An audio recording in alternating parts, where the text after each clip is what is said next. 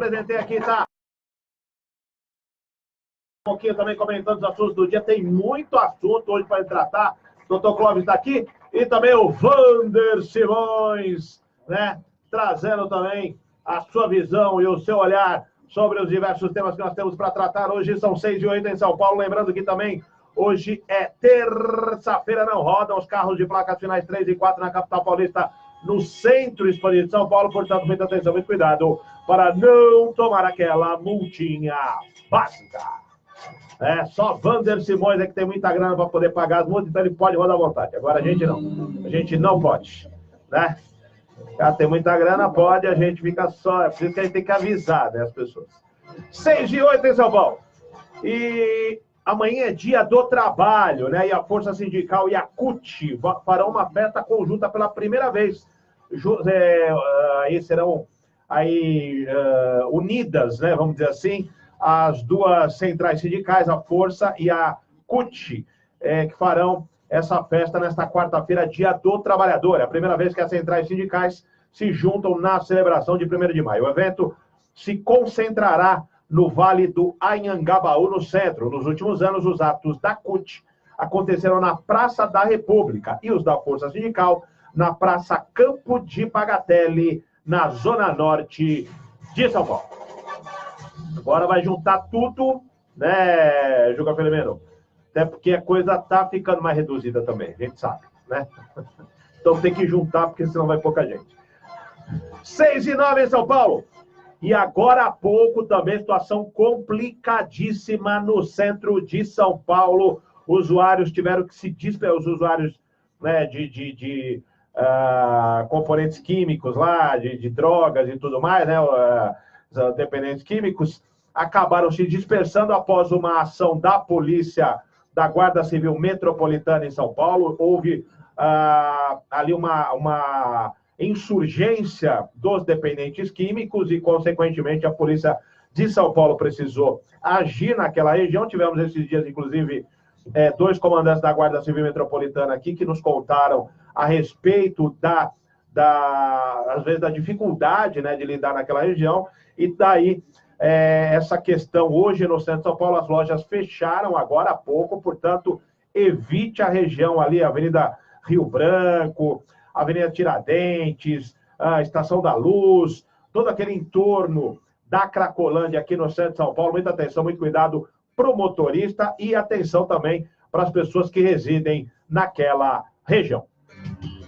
São 6h10 em São Paulo. E também, olha, aqui está conosco, viu, Juca Felimeno, a Regina Cury. Regina Cury. Não, Regina Cury, né, Juca? Regina Cury. Tem aqui, abraço. Beijaço para Regina Cury. Obrigado pela audiência e pela participação, Regina. Ela está aqui mandando boa noite a todos. Excelente noite a todos. Excelente noite para você também, Regina. Um beijão para você. Claro. E peraí, só um minutinho, Bandeira. A Lucilene Isabel também conosco, mandando boa noite, viu, Juca? Aí um beijaço também para a Lucilene, obrigado pela audiência e pela participação. E o Wander também quer mandar um abraço aqui. Vamos lá, Wander. Um forte abraço para o professor Marcos Masqueto. É o primeiro a entrar na live. Toda vez que eu subo a live, ele está na audiência da Rádio Trianon. Um forte abraço para o professor. Muito bom, muito bom. Aí o Wander Simões também acompanhando aí as lives, a participação aqui dos nossos ouvintes e internautas. São 6h11 em São Paulo. E olha só, uma dica fundamental para você que ainda não entregou a declaração de imposto de renda, hein? Balanço da Receita Federal mostra que até o início da tarde desta terça-feira, mais de 27 milhões de declarações haviam sido recebidas. 91% total, mas falta quase 10%. Então, a expectativa é de que 30,5 milhões de contribuintes entreguem a declaração nesta terça. O prazo termina às 23h59. Então, tem tempo ainda de entregar a declaração, viu, Juca? Já entregou? Já? Wander Simões, já entregou a declaração? Opa! Já? Cedinho. Doutor Clóvis, já entregou a declaração? Já paguei a primeira parcela no dia de hoje. Você não tem a restituir lá, doutor Clóvis? Não, infelizmente não tem. O Não? negócio ali é complicado. O negócio ali é complicado. Tá certo, doutor Clóvis, é claro, né? Trabalha muito, empresário também. Tá pagar, né, doutor? Quando é assim, a situação é mais complicada, né? O problema é o destino que é dado à nossa suada contribuição. É verdade. O problema não é de onde vem, é para onde vai. Para onde vai o dinheiro, é isso aí. 6h13 em São Paulo. E também, né, já que nós estamos falando em São Paulo, também o caso da modelo Caroline Bittencourt, né, que morreu após ter caído de uma embarcação. E o corpo da modelo, de 37 anos, foi velado nesta terça-feira no cemitério Memorial Parque Paulista, em Embu das Artes, na Grande São Paulo. A modelo foi encontrada morta na tarde desta segunda, na Praia das Cigarras, em São Sebastião, no litoral norte. Ela havia desaparecido na tarde do último domingo, ao cair da lancha, onde estava com o marido Jorge Sestini, em Ilhabela. O corpo estava no IML, em Caraguatatuba, litoral norte, e foi levado na noite desta segunda para uma funerária de Osasco, aqui na Grande São Paulo. Por volta das 7h20 da manhã, o corpo da modelo foi encaminhado da funerária e chegou ao cemitério por volta das 8h10 desta terça. O velório foi restrito a familiares e amigos. Segundo a Capitania dos Portos, o Jorge contou, né, que estava com a esposa em Ilhabela, Jorge Sestini, com a esposa em Ilhabela, e por volta das 4h30 da tarde decidiram navegar em direção a São Sebastião, quando foram surpreendidos por uma ventania. A modelo caiu no mar e o marido pulou na água na tentativa de resgatá-la. O casal estava a bordo de uma embarcação esportiva de 17 pés. A Marinha e a Polícia Civil abriram inquéritos para investigar as circunstâncias da morte da modelo. Os dois órgãos informaram que o próximo passo é ouvir as testemunhas envolvidas, como o marido da vítima e o marinheiro que fez o resgate do marido. É uma tragédia aí, como nós falamos, no mundo da moda. A Caroline Bittencourt era muito conhecida no mundo da moda e, consequentemente, foi uma perda aí considerável. Também, claro, familiares, pessoas aí do mundo aí do showbiz, também da televisão, enfim. Caroline Bittencourt, como nós dissemos, ficou muito famosa quando ela foi expulsa da festa de casamento do Ronaldo Fenômeno, também com a atriz e apresentadora Daniela Sicarelli. Né? Alguns anos atrás, ela foi expulsa porque chegou com outro rapaz na festa. Ela namorava o Álvaro Garneiro, também, que era muito amigo do Ronaldo Fenômeno, e quando o Ronaldo viu a modelo com um outro rapaz, um outro namorado na festa, não gostou da presença dela na festa e a expulsou daquela festa, né? Que o Ronaldo também se separou da modelo e tudo mais, da Sicarelli e tudo mais, acabou não dando certo. E no dia da festa, ao expulsar a Caroline Bittencourt, ela acabou ficando muito famosa por causa dessa expulsão e por isso acabou aí entrando cada vez mais no mundo da moda, ganhando muito dinheiro, ficando muito famosa, e aí era muito conhecida também do público em razão desse episódio. 6h16 em São Paulo, e vamos falar de justiça.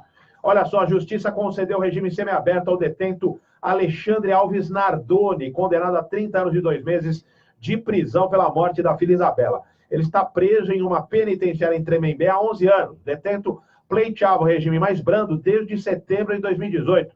A decisão desta segunda-feira é da juíza Sueli Zeraik, da primeira vara de execuções criminais de Taubaté. O Ministério Público informou que vai recorrer da decisão. No semiaberto, há a possibilidade do detento trabalhar fora da unidade durante o dia e voltar para a unidade somente para dormir. Além disso, os presidiários neste regime com bom comportamento podem deixar a prisão por até 35 dias ao ano durante as saídas temporárias. Isso já ocorre com a esposa de Alexandre, Ana Carolina Jatobá, cujo benefício foi aplicado em 2017.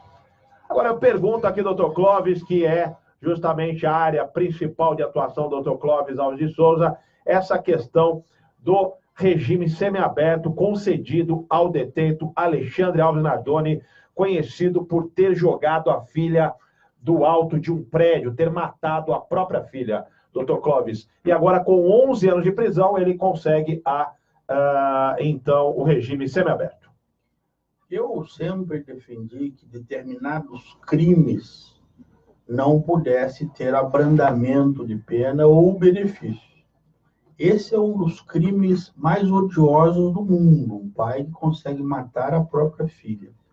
Se um indivíduo tem a frieza necessária para assassinar uma criança, filha sua, o que ele pode fazer com outros semelhantes?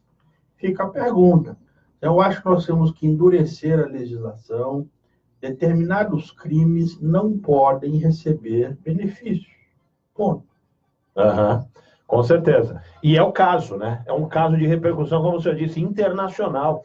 O pai que matou a filha, jogando ela, se não me engano, do 10º andar, alguma coisa assim, né, Wander? Não me recordo andar. 11º andar. 11º andar. A coisa foi tão chocante, já se passaram 11 anos e parece que foi ontem.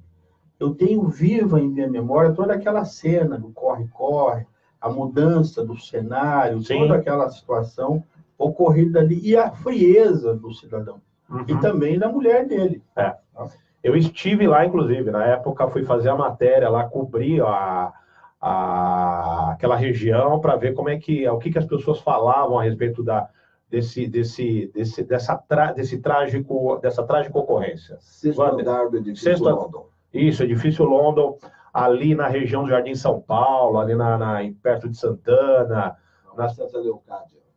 Exatamente. Na rua Santa Leocádia, esse episódio terrível, né, da história, como o Dr. Clóvis falou, parece que foi ontem, faz 11 anos, e é uma situação que está muito viva ainda para as pessoas, e agora o pai consegue, né, o regime semiaberto, é uma coisa realmente que a gente não entende, né, por parte da justiça brasileira, é um negócio impressionante. Bom, 6h19 em São Paulo, Juca Felimeno. E está aqui conosco também, olha, nosso grande amigo, está sempre conosco acompanhando aqui o Radar Paulista, o Maurício Sabino, chefe da alta gastronomia aqui de São Paulo. Olha aí. Forte abraço. E o que é bacana, aniversário dele hoje. Opa! 51 anos. Hein? Aí, ó. Olha, queremos um bolo, hein? Aí, ó. E outra, o chefe tem que mandar o bolo, é verdade. Imagina, aniversário de chefe é tudo de bom. Aí. Se faltar a cerveja, que no shopping nossa turma vai levar. Parece, ô Maurício, faz aniversário, não vem aqui, não traz um bolo, não faz aí um regabofe aqui com a gente. É só mandar endereço que chego lá com engradado de cerveja nas costas daqui a pouco. É isso aí. Parabéns, Maurício Sabino. Obrigado pela audiência. Que você tem aí, pelo menos no mínimo, né, você está com 51, no mínimo o dobro, né? Você vai para 102, dá para viver bem ainda, né? No mínimo. Então, viva bastante, curta bastante e aproveite a vida. É isso aí. E dizendo aqui, vou aí sim. Mas vem quando, meu? Estamos esperando, tá certo? Vem aqui mesmo, vamos comentar aí o seu trabalho. E essa história aqui de que o Juca Felimeno come muito é piada, ele não come muito não, tá certo? Se você fizer uns 5 quilinhos aí de comida, pelo menos uns 2 a gente deixa pro Juca Felimeno, o resto a gente divide aqui entre mais uns 20 que tem, tá bom? Pode... Não entendi, não. Mas achei bonito. É isso aí, bacana, Maurício Sabino dizendo aqui amém, muito obrigado. No mês que vem agora estará aqui, viu, Juca? Então, vai se preparando aí que vem coisa boa pela frente. Aí vamos preparar um jantar aí com o Maurício Sabino, chefe de gastronomia. 6h21 em São Paulo e o Arnaldo Onça também com a gente aqui, ô Juca, na audiência. Um forte abraço. Abração aí para o Arnaldo Onça também. Um dos ouvintes mais longevos que nós temos aqui também, desde o início aqui do Radar Paulista, também nos acompanha no Radar. Grande amigo também, o Arnaldo Onça. 6h21 em São Paulo. E continuando aqui em temas de São Paulo, vamos falar da mudança no Vale Transporte de São Paulo, viu, doutor Clóvis? Que aumentou em 41% o número de passagens pagas com o serviço. Isso de acordo com uma pesquisa. Vamos ver aqui a matéria. A mudança imposta pela Prefeitura de São Paulo no Vale Transporte mudou a rotina dos trabalhadores de todo o sistema de transporte coletivo, segundo uma pesquisa do IDEC, o Instituto de Defesa do Consumidor, a partir de dados da SPTrans. Desde que a Prefeitura diminuiu o número de embarques de 4 para 2 com uma única tarifa, o trabalhador passou a pagar mais para ir ou voltar do trabalho. Em março, olha só, o número de passagens pagas com o Vale Transporte aumentou 41% em relação a fevereiro. No ano passado, esse aumento foi bem menor, foi de 15%. Isso porque muita gente está passando 2 vezes o Vale para conseguir chegar ao destino. Desde 1º de março, os usuários do Vale Transporte de São Paulo, que é um valor pago também por empregadores, né, aos funcionários, têm 3 horas para fazer até 2 embarques nos ônibus municipais da SP Trans, pagando uma tarifa única de R$ 4,30. Até então, o Vale Transporte permitia que o passageiro embarcasse em até 4 ônibus no período de 2 horas. Doutor Clóvis, houve uma mudança nesse aspecto bastante significativa e o trabalhador acabou perdendo com essa iniciativa da Prefeitura de São Paulo. O trabalhador ele tem aí um prejuízo inicial e no médio e longo prazo esse prejuízo deve aumentar. Isso por quê? Quem banca esta conta é o empregador, não é isso? Havia uma flexibilidade maior na questão das transferências de ônibus via Vale Transporte. Infelizmente, veio uma fraude absurda que não é combatida adequadamente pelo poder público, tá certo? A questão da bilhetagem é controlada pela SP Trans e por uma empresa contratada. Então, simplesmente, se der uma ordem eletrônica no sistema de bilhetagem para que um bilhete não seja aceito várias vezes no mesmo itinerário, seria possível coibir aquela monstruosa fraude que existe. Por vezes, eu, inclusive, levei essa sugestão à SP Trans ao longo de alguns anos, e a resposta que se tem é o seguinte: nós não vamos ter esse desgaste político. Isso é um problema dos operadores. Agora, você quer deixar isso a um cobrador do ônibus para inibir isso, o peito dele vai receber bala, como de fato já temos alguns casos práticos na Zona Sul em que o cobrador fez isso, esperaram ele no ponto final do ônibus e tomou 6 tiros no peito. Então, o poder público tem o poder de controlar essa situação e reverter, não o faz. E, por vezes, o prefeito anterior, não o Dória, mas o Haddad, ele alargou muito essa questão das transferências, da capacidade de utilização, mas se esqueceu de dizer de onde viriam os recursos. Como o dinheiro não cai do céu, tá, tem que se tomar uma medida. E essa medida vem numa hora completamente inadequada, em que o país está precisando criar empregos e, infelizmente, irá reduzi-los. E numa situação econômica difícil, como o senhor está dizendo, né, mesmo as pessoas que estão trabalhando, estão aí tentando pagar suas dívidas e tudo mais. E aí, faltou a coragem ao prefeito de tomar uma medida realmente mais forte. Né? Quer comentar também, Wander? Perfeito a colocação do Dr. Clóvis, que tem total conhecimento sobre o assunto. Só ressaltando que o poder público tem o poder, o dever e a ferramenta para fazer, ele não fez. Né? E quanto eu estava falando... Eu acompanhei essa questão desde a instalação do bilhete único, lá atrás, lá em 2004, eu fiz vários alertas sobre as possíveis falhas insertadas naquele sistema. Sim. E, infelizmente, eu gostaria de estar errado, mas ao longo do tempo, todas elas se comprovaram, uma a uma. Cada momento, uma modalidade diferente de fraude, tá certo? Perpetrada por brechas deixadas no sistema. O que levou agora... Uma quadrilha ali, uma quadrilha... inclusive com gente de dentro da prefeitura. Eu posso imaginar que talvez seja isso, uma quadrilha bastante sofisticada. Tá certo?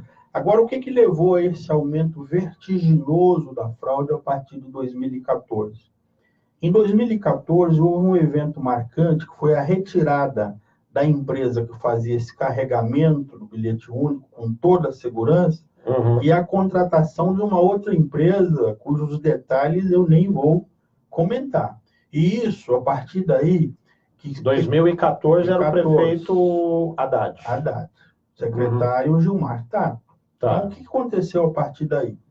Essa nova empresa, para facilitar o serviço, instalou vários validadores velhos, que já estavam em armário de sucata, nos ônibus, para serem novos pontos de carregamento. Só que não conseguiu colocar nele o chip SAM, que é o nome dado ao equipamento de segurança, que faz a criptografia dos dados, porque é muito caro esse aparelho. Então, não dá para você colocar um em 5 mil validadores, 5 mil pontos. O custo desse inviabilizaria, deixando exatamente a porta do sistema aberta para que o hacker ali se instale o seu programa e consiga carregar bilhetes em cada esquina. Tinha lá uma banca de jornal, um boteco, uma barraquinha, carrega-se bilhete. De fato, o carregamento era feito, só que o dinheiro não ia para... chega na SB2.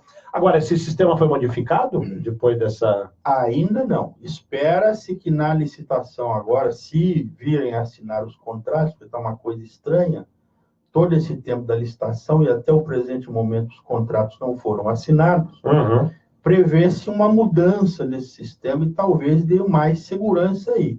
Estamos a aguardar para ver, né? Se a criptografia vai estar em todos os equipamentos, se terá segurança. Porque, afinal, esse é o dinheiro de todos nós, paulistas. E agora o que acontece? As pessoas acabam tendo que pagar por um erro e por um roubo, né? Por alguém que está levando vantagem, mas que a prefeitura teve que cortar vamos dizer, na carne, mas na carne do trabalhador, ainda que está tendo que pagar, porque o Vale Transporte não está mais servindo, muitas vezes, para levá-lo com a mesma quantidade de viagem que ele ia na mesma passagem, né? O problema aí é imensamente maior que isso. Com essa fraude toda, falta dinheiro para pagar as empresas que fazem o transporte. Esse dinheiro está sendo mensalmente remanejado de outras pastas para cobrir esse rombo. E a prefeitura não vem a público dizer o tamanho dessa brincadeira. Já passou há muito tempo de R$1 bilhão, tá certo?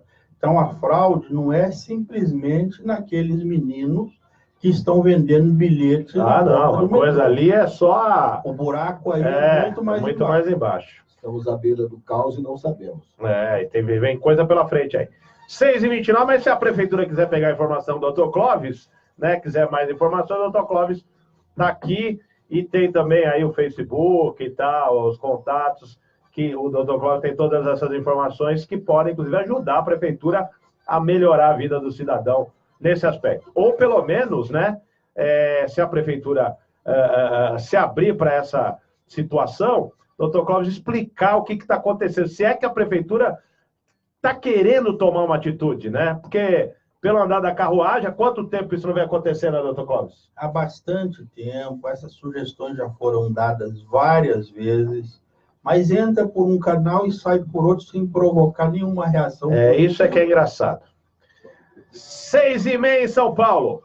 E o Arnaldo Onça aqui, meu Juca, mandando um abraço aqui para você, para os convidados e tal. Aqui, Dr. Clóvis e para o Wander. Obrigado aí, viu, Arnaldo Onça? Um abraço, Arnaldo.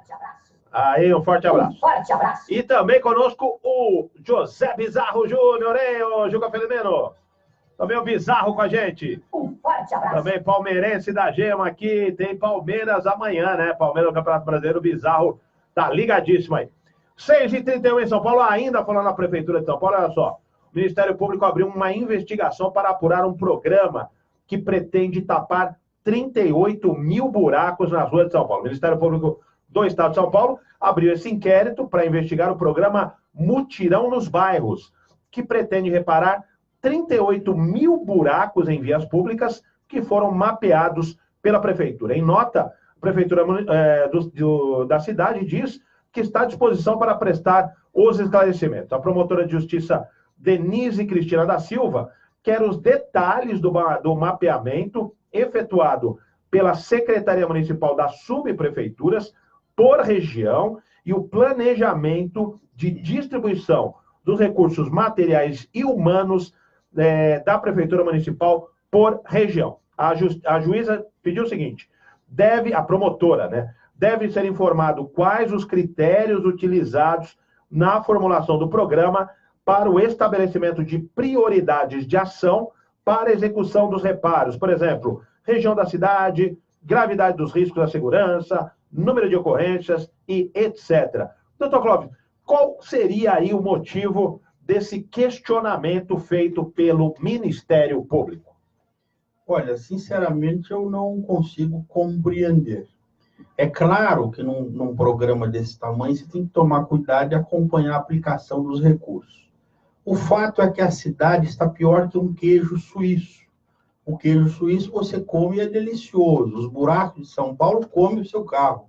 E, por vezes, levam a vida de alguns. Tá certo? Uhum. Então, precisa ser tapado os buracos. Que o Ministério Público tenha esta atenção é louvável. Uhum. Mas eu preferiria ver o Ministério Público exigindo da Prefeitura a ação de tapar os buracos. Uhum. E mais que isso, não é esse o questionamento. É fazer um tapa-buraco como manda as normas da ABNT. A ABNT nunca foi seguida no Brasil, sobretudo na cidade de São Paulo, para se tapar um buraco. Do que eu estou falando? Para tapar um buraco não é simplesmente chegar lá e jogar ali o material, a massa asfáltica, como se faz hoje. Uhum. Você tem que cavar todas as laterais do buraco, você precisa limpar essa cavação, você precisa soprar para tirar a poeira, depois molhar isso para então você fazer um tapa-buraco que seria duradouro. Isso diz as normas da ABNT. Uhum. Aqui, depois que você fica um pouco velho, assim como eu, você conhece um punhado de coisas. Agora, eu, falando disso, eu me lembro dos mutirões de asfaltamento de bairros em que eu tive a honra de participar, Uhum. ou então Mário Covas, avô do Bruno Covas, que está no início dos anos 80 em São Paulo. Sim. Era uma época em que nós pavimentávamos um bairro inteiro em um final de semana. Como assim? E as empresas contratadas faziam guia e sarjeta. No final de semana, pegavam os moradores do bairro e faziam o asfalto. Aquilo ficava uma beleza. Uhum. E eles próprios ajudavam a cuidar daquilo, porque eu fiz isso. Tá certo? Essa rua é minha, eu preciso cuidar dela. É. E esse sentimento de pertencimento nós estamos perdendo ao longo do tempo em muitas coisas. Exatamente. As pessoas... se bem que aí também é uma questão do poder público dar esse tipo de poder, vamos dizer, às pessoas. As pessoas muitas vezes querem ter controle sobre seus bairros e tal, mas muitas vezes não conseguem até chegar no poder público, que dificulta as coisas para a população. E por isso, às vezes, fica aquela coisa, já que a prefeitura não cuida, já que a prefeitura não quer saber, eu também não quero saber. Mas não pode. Como o doutor Cláudio, se a gente cuidar dos nossos, no mínimo ali, da calçada, cuidar, às vezes, de uma área verde e tal, o bairro vai ficando melhor. E acompanhar também, fiscalizar o serviço da prefeitura na região. Todos nós somos fiscais da prefeitura, fiscais do serviço, seja da prefeitura, do governo estadual, governo federal, nós temos esse papel também como cidadãos. 6h35 em São Paulo, Jucá. O Bizal dizendo que vem um novo prefeito em 2020, mas não, assim, não vou falar o nome do prefeito que ele está colocando aqui, para não causar, porque também é uma outra questão, né, Bizal? Mas bacana, ele está aqui, bastante otimista, dizendo que vem aí. Mas, enfim, até porque, né, a gente tem que dar espaço quando a gente fala de campanha, essa coisa toda, e que não está nada oficializado, a gente já começa a fazer campanha sem ser a época. Mas legal, aí o Bizarro bastante otimista no aspecto político. 6h36 em São Paulo, e vamos falar aqui do caso da Ford e do Sindicato dos Metalúrgicos do ABC, que anunciaram nesta terça-feira um acordo com os funcionários que serão dispensados com o fechamento da fábrica de São Bernardo do Campo. De acordo com o comunicado da fabricante, os trabalhadores afetados receberão, com o chamado Plano de Demissão Incentivado, PDI, um apoio psicológico e requalificação profissional, com cursos realizados em parceria com o sindicato. A marca aponta ainda para uma possível antecipação do encerramento das atividades de manufatura, a qual depende da negociação com o potencial comprador lá da fábrica. O Dória, o governador, teria anunciado, né, que há um comprador lá da fábrica da Ford, e o fim das operações em São Bernardo está previsto para o final deste ano. Sobre as indenizações financeiras, a Ford diz que elas serão definidas com base em condições empregatícias, tempo de trabalho e a possível contratação de um futuro comprador desta fábrica. Doutor Clóvis, apesar, né, de haver essa negociação, a gente olha com tristeza Porque a Ford, sem dúvida nenhuma, é um marco naquela região. Uma fábrica de São Bernardo do Campo tem uma história, não só aqui em São Paulo, como no país. Como é que o senhor vê essa questão lá do fechamento da Ford? É lamentável. Vários trabalhadores perderão seu emprego, não só os diretos, mas uma empresa como a Ford, ela gera outros milhares de empregos indiretos, são os fornecedores de insumos, peças e etc. A fábrica ela só é uma montadora, todas as outras peças vêm de fornecedores externos, cerca de 90%. Então, tudo isso é quebrado quando se fecha um chão de fábrica daquele tamanho. Agora, esse é um ponto para reflexão. No comunicado de fechamento da Ford, ela deixou um dado do qual vem falando nesse assunto há um bom tempo. Ela diz o seguinte: a fábrica de São Bernardo dá prejuízo. E principalmente porque 98%, nota isso, 98% das ações trabalhistas da Ford mundial estão naquela unidade. Porque nós temos uma justiça trabalhista no Brasil permissiva, é, na verdade, um calo no sapato de todos os empresários, a indústria da mentira, juízes completamente despreparados, são inquisitores. Eu os considero alguns como se fossem aqueles justiceiros de periferia. E olha, para um advogado falar isso é duro, certo? Estou cansado de ver um funcionário de uma padaria, de uma lanchonete, entrar com ação na justiça com um salário de R$ 1.200 e sair com a condenação de 300 mil. É um absurdo. E não respeitam a ordem jurídica legal do país. A reforma que foi feita, em boa parte, eles não estão aplicando-a, tá certo? Sempre buscando subterfúgios, súmulas anacrônicas do TST, que é outra coisa que já deveria ser extinta no Brasil há muito tempo. Como é que se criou esse monstro? No mundo todo existe o direito trabalhista, mas não existe uma estrutura trabalhista como existe no Brasil, com essa monstruosidade que consome 22 bilhões de reais do orçamento brasileiro ao ano, o nosso suado dinheiro. E para fazer cacas, tá certo? Fazer coisas que até o mundo todo duvida. Ah, mas o direito do trabalho só existe no Brasil? Não, existe no mundo todo. Mas o mundo todo funciona como funcionou o Brasil até 2004. Ou seja, o direito do trabalho é atendido por uma vara trabalhista dentro da estrutura comum de justiça. Não se cria essa monstruosidade com esse custo todo.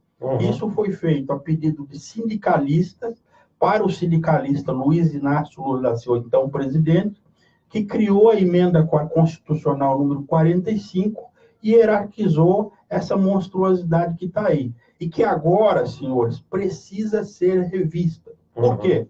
Com a reforma trabalhista e os entraves da mentira que foram colocados lá, principalmente os que dizem respeito a ônus de sucumbência, então você não pode mais ter o direito de 3 mil e pedir 500 mil, como é comum.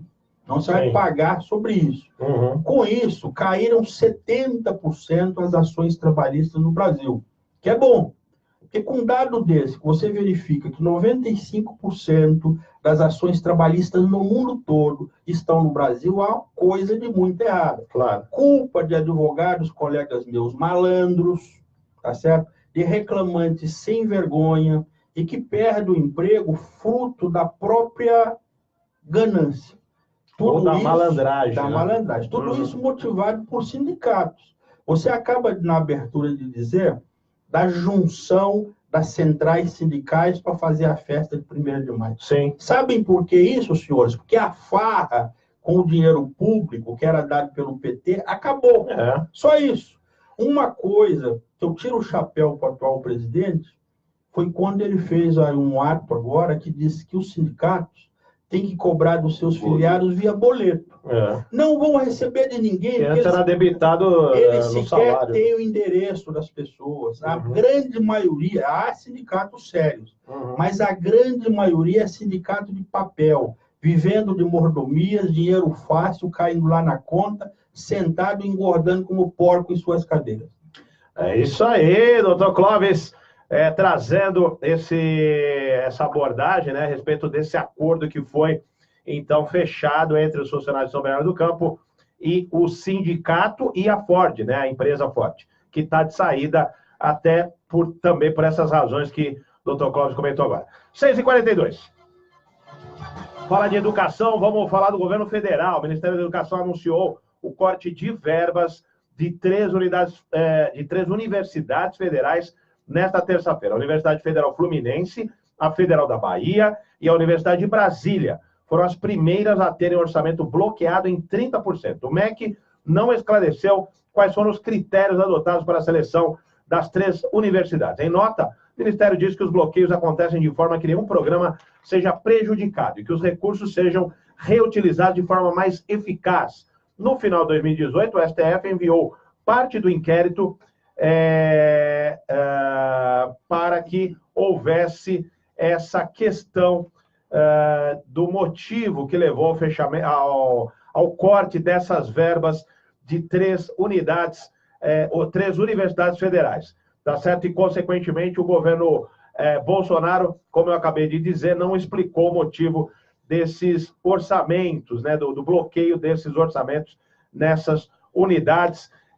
Há uma questão aí, inclusive, semana passada, doutor Clóvis, que o presidente comentou, né, que os cursos de filosofia e sociologia sofreriam cortes de orçamento nessas áreas. Qual a sua opinião a respeito dessa questão que gerou aí uma polêmica muito grande na área de educação? Olha, a filosofia no Brasil, eu entendo como uma das disciplinas principais. Filosofia é a base de tudo, tá certo? Se você corta recursos de qualquer área da educação, você vai provocar um prejuízo à formação dos brasileiros, que, aliás, já é capenga já de algumas décadas, tá certo? Uhum. Durante muito tempo no Brasil foi proibido ensinar. Isso foi no regime militar, tá certo? Isso foi nos governos, se deu também nos governos civis, porque um povo instruído, ele questiona e não se deixa ser roubado como estamos, e muito menos virar amante de corrupto, como nós estamos vendo aqui. Hoje é com muita vergonha que eu vejo brasileiros, principalmente nas redes sociais, defendendo bandidos, tá certo? Ele foi condenado, mas ele é bonzinho, tem que soltar. O outro não fez aquilo. Poxa, em matéria de corrupção, para mim, basta o rastro da onça, já estou correndo. Boa parte do nosso povo já teve metade do corpo comido. E não acredita que é onça. Continua lá com o toquinho cutucando para comer o resto. Então, nós precisamos tomar vergonha na cara, muitos de nós, e parar com esse comportamento. Agora, cortar dinheiro de educação, senhor presidente, seja qual for o ramo dela, não é um bom negócio. Nós precisamos investir pesadamente em educação por 30 anos para sairmos dessa situação vergonhosa que nos encontramos hoje, com milhares de analfabetos e milhões de semi-analfabetos. São os analfabetos funcionais, aqueles que não conseguem interpretar um texto, mesmo lendo as palavras. É isso aí. São 2 cursos importantíssimos para fazer as pessoas pensarem, né? Filosofia e sociologia, justamente duas disciplinas, duas formações, né? Não são só disciplinas, são formações acadêmicas, cadeiras acadêmicas importantíssimas que o governo Bolsonaro deveria repensar esse fechamento, como disse aqui o Dr. Clóvis. 6h46 em São Paulo, e o César Carlos também com a gente aqui, viu, Jucá? Um forte abraço. Mandando boa noite aqui, dizendo, o Dr. Clóvis está certíssimo. Aqui, o César também fazendo o comentário dele. Bom, vamos falar de notícia internacional. Greve geral cancela voos entre Brasil e Argentina.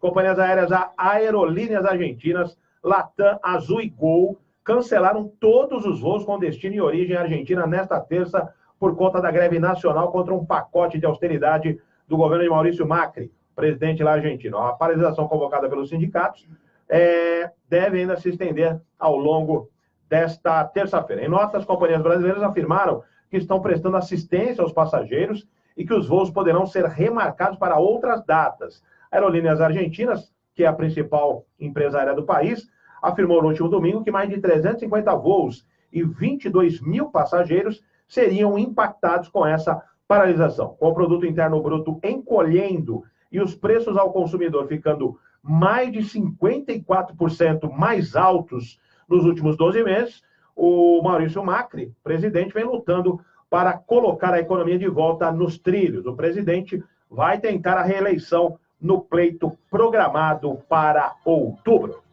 São 6h47 na manhã desta terça-feira. Vamos lá para a Venezuela agora. Juan Guaidó, presidente da Assembleia Nacional e presidente interino autoproclamado da Venezuela, fez uma série de tweets afirmando que alguns militares passariam a apoiá-lo para depor Nicolás Maduro da presidência do país. No vídeo também está Leopoldo Lopes, preso político que estava em prisão domiciliar. Ele foi libertado por conta de um indulto presidencial do Guaidó, que não é o presidente, vamos dizer lá, oficial, é o autoproclamado, segundo confirmou o pai de Lopes em declarações telefônicas de Boston, a agência France Press. Em outras publicações, Guaidó chama o povo para ir às ruas para recuperar a liberdade do país. Mas tudo vem mostrando que a dificuldade está cada vez maior lá na Venezuela. Doutor Clóvis. Isso é verdade. Vamos comentar antes, porém, gostaria de mandar um abraço à professora Márcia Frisa, de Londrina, que está aqui ouvindo, amiga do meu amigo Wander Simões, e minha amiga também nas redes sociais, e ela está dizendo aqui que os professores esquerdistas continuam fazendo a doutrinação ideológica nas escolas, que é muito triste, o que leva a situações como a Venezuela, né, e o kirchnerismo lá na Argentina, que infelizmente está sujeito a voltar. Sem dúvida. A situação da Venezuela hoje é dramática, tá certo? Aquela questão caminha agora para um desfecho, infelizmente, sangrento. Hoje nós vimos tanques blindados passando em cima da população. É uma coisa horrível, aqueles tanques. Nós vimos policiais lá do Maduro atirando com armas de grosso calibre nas pessoas, na rua. Eu já estive em movimentos que nem aquele, em outros tempos, e é uma situação dantesca. Eu espero que o povo da Venezuela encontre o seu caminho. Tem a minha simpatia, o jovem Juan Guaidó, de uma coragem extrema, no momento de extrema dificuldade de seu país, ousou erguer sua voz contra um ditador sanguinário. Ao verificar hoje as notícias de que boa parte das forças militares da Venezuela mudaram de lado, saindo do chavismo, indo apoiar Guaidó, abre-se uma luz no fim do túnel. O povo da Venezuela já vem há muito tempo comendo lixo nas ruas, tá certo? E um disputando o lixo do outro e brigando por isso. Num país tão bonito, que foi recentemente um país rico, poderoso, com muito petróleo, mas infelizmente governado por um ditador, Chávez, que tem o seu sucessor Maduro, que hoje que é outra besta, perdoe os ouvintes, tá certo? Dizendo que tem que aprofundar a ditadura para resolver a fome do país. Essa semana vi na imprensa uma cena triste. Dinheiro, milhões de dinheiro, né? Aquelas notas com números absurdos do dinheiro venezuelano, jogando na rua. Porque não vale um centavo de real. Não vale o papel que foi impresso. Não vale o papel que foi impresso. Se pegar aquilo para vender no quilo, você ainda perde dinheiro. Então, assim, um país daquele é triste. E vejo com muita tristeza também, já nessa linha, ao ver que na Argentina, hoje as pesquisas mostram um possível retorno de Cristina Kirchner ao governo. É tudo que os argentinos tiveram de ruim. Eu acho que alguns estão com a memória fraca. Não é possível você ter no mundo tanto amante de corrupção. Não podemos falar muito, porque nós trouxemos de volta o Fernando Collor de Mello, né, depois de tudo que aconteceu. Mas trouxemos como deputado, né? Cristina Kirchner vai voltar como o quê? Como presidente? Presidente da República, lidera as pesquisas hoje. O que é isso? Bom, são 6h51 em São Paulo, e só para complementar essa informação, nós acabamos de receber aqui em Nova York, o embaixador venezuelano na ONU, Samuel Moncada, afirmou que o governo do presidente Nicolás Maduro derrotou todas as tentativas de criar uma guerra civil em seu país, referindo-se à movimentação liderada por Guaidó. Disse ainda que o país foi alvo de um típico golpe articulado pelos Estados Unidos na América Latina e que desta vez não teria ido adiante. A narrativa de sempre. infelizmente. Eu ouvi até do Chaves, quando estava com câncer, dizendo que o câncer foi instalado nele pelo governo americano. Isso é um absurdo. Essas coisas de ditadores mundo afora precisa acabar. Isso não é mais permitido nos tempos de hoje. Sim, e só para também complementar, que o presidente Jair Bolsonaro disse nesta terça-feira que o Brasil acompanha com atenção a situação na Venezuela, reafirmou apoio ao presidente autoproclamado do país, né, da Venezuela, Juan Guaidó, né, após todo esse dia tenso dos confrontos. É uma situação realmente deprimente a vivida pelo povo venezuelano. 6h53 em São Paulo, Juca, vamos virar rapidinho e trazer o futebol? Radar Paulista, o melhor do esporte. E o Eduardo Segantini aqui com a gente também, viu, Juca? Mandando parabéns pro programa. Apresentador aqui também, radialista da Rádio Trianon. Eduardo Segantini também acompanhando conosco o Radar Paulista. Vamos falar de futebol, 6h53. A agressão de Neymar a um torcedor será tema de reunião na seleção brasileira. Agressão do jogador, veja só, um torcedor, após a derrota do Paris Saint-Germain para o Rennes na final da Copa da França, será tema dessa reunião da Comissão Técnica da Seleção Brasileira. Envolvidos em viagens para a última etapa de observações antes de convocar o grupo para a Copa América, Tite e seus auxiliares ainda não conversaram sobre o fato. Isso vai acontecer na sede da CBF.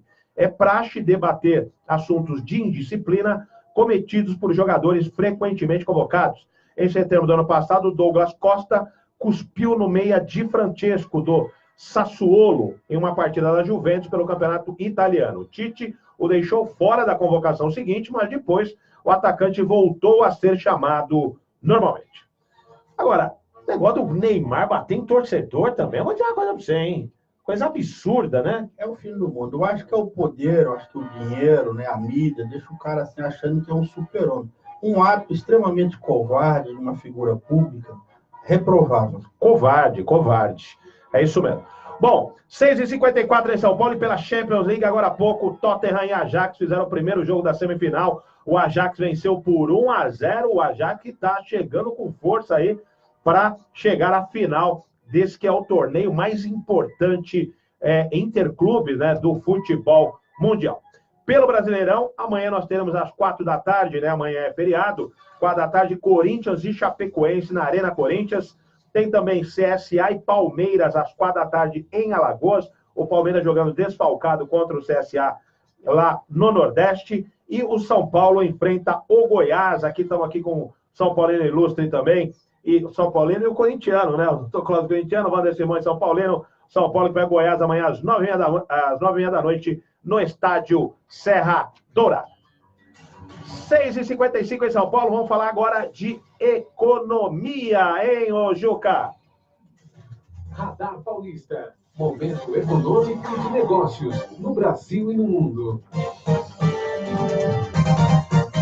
A taxa de desemprego no Brasil subiu para 12,7% no trimestre encerrado em março, atingindo 13,4 milhões de pessoas, segundo dados divulgados nesta terça pelo IBGE. Trata-se da maior taxa de desemprego desde o trimestre terminado em maio de 2018, quando a taxa também ficou em 12,7%, reforçando a leitura de perda de dinamismo e recuperação mais lenta da economia neste começo de ano.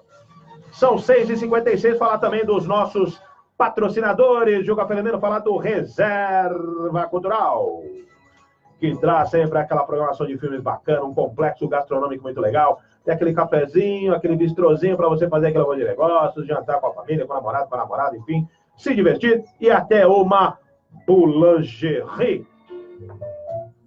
Boulangerie destas que Wander Simões, Dr. Clóvis estão sempre lá em Paris, né? Quando eles não estão aqui em São Paulo, estão lá em Paris, na boulangerie, comendo aquelas delícias, aqueles brioches e tal, tomando aquele cafezinho com o Juca Felimeno.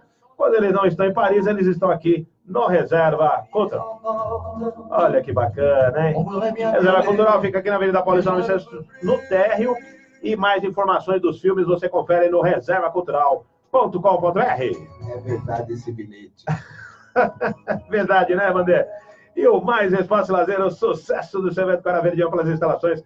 Você ajuda aquela festa maravilhosa no Mais Espaço Lazer. Mais informações no facebook.com/Mais mais espaço e lazer. E também o patrocínio de Ateliê Comunicação, sua melhor comunicação com o mundo. Mais informações no facebook.com/Ateliê Comunicação SP. Bom, e hoje, olha, para a gente encerrar, antes da gente se despedir aqui dos nossos convidados aqui, colaboradores do programa, a Mega Sena vai pagar hoje 125 milhões de reais para quem acertar 6 dezenas do concurso 2147. O sorteio acontece na quinta-feira, no Espaço da Caixa, no Terminal Rodoviário de Tietê, em São Paulo. Este é o 18º maior prêmio da Mega Sena já sorteado na história. O prêmio empata com o mesmo valor acumulado que já foi sorteado em dezembro de 2015.